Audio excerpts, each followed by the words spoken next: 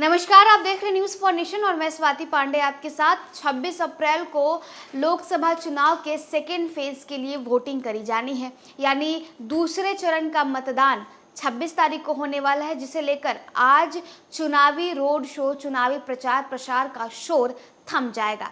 बता दें कि प्रचार थमने से पहले आज जेपी नड्डा, जो कि बीजेपी के राष्ट्रीय अध्यक्ष हैं, वो बिहार आने वाले हैं। बिहार में एनडीए के लिए वोटों की अपील करने वाले हैं। पहले चरण में यानी फर्स्ट फेज में बिहार में 4 सीटों पर चुनाव हुए थे और अब सेकेंड फेज में यानी दूसरे चरण में बिहार के 5 सीटों पर चुनाव होने वाला है और इस 5 सीटों में सबसे जो हॉट सीट मानी जा रही है वो है पूर्णिया। लोकसभा चुनाव के दूसरे चरण में पूर्वी बिहार की 2 सीटें, भागलपुर व बांका तथा सीमांचल की 3, पूर्णिया, किशनगंज और कटिहार में 26 अप्रैल को मतदान होना है।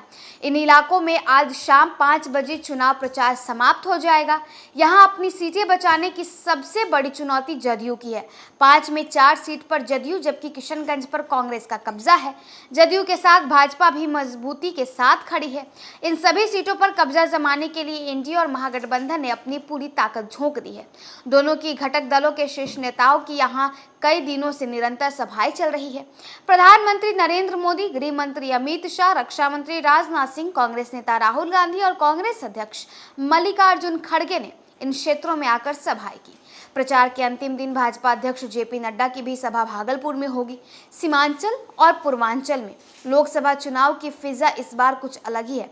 आर पार जैसी लड़ाई दोनों गठबंधनों ने ठान ली है। दोनों तरफ से शीर्ष नेताओं ने मोर्चा संभाल लिया है तथा इसी इलाके में कैंप कर पूरी ताकत झोंक दी है। एक ही क्षेत्र में शीर्ष नेताओं की बार बार सभाएं और रोड शो बता रहा है कि लड़ाई कितनी चुनौतीपूर्ण है। मुद्दों पर वार पलटवार के अलावे समीकरण साधने के हर दाव चले जा रहे हैं। मुख्यमंत्री नीतीश कुमार और विपक्ष के नेता प्रतिपक्ष तेजस्वी यादव ने इसी इलाके में कैंप कर लगातार सभाएं और रोड शो किए। सीमांचल की सीटों पर एनडीए की जीत के लिए भाजपा ने पूरी ताकत लगा दी है। पार्टी के शीर्ष नेताओं के साथ ही प्रदेश स्तरीय नेता भी लगातार चुनाव प्रचार कर रहे हैं। प्रधानमंत्री मोदी ने 16 अप्रैल को पूर्णिया में सभा की थी। अब पीएम का चुनावी दौरा 26 को अररिया और मुंगेर में होना है। गृह मंत्री अमित शाह कटिहार में सभा कर चुके हैं। रक्षा मंत्री राजनाथ सिंह 2 दिन बिहार आ चुके हैं। उनकी सभी सभाएं सहयोगी दलों के लिए ही हुई है।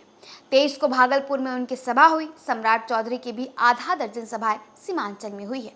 सीएम मधेपुरा में 4 दिन कैंप कर दूसरे चरण की सीटों पर प्रचार किया है। इस दौरान उन्होंने ताबड़तोड़ सभाओं के साथ साथ रोड शो भी किया। दूसरे चरण के प्रचार की शुरुआत मुख्यमंत्री ने 19 अप्रैल से की। मंगलवार तक उन्होंने कुल 11 जनसभाओं को संबोधित किया। 5 दिनों में वो 3 बार भागलपुर गए।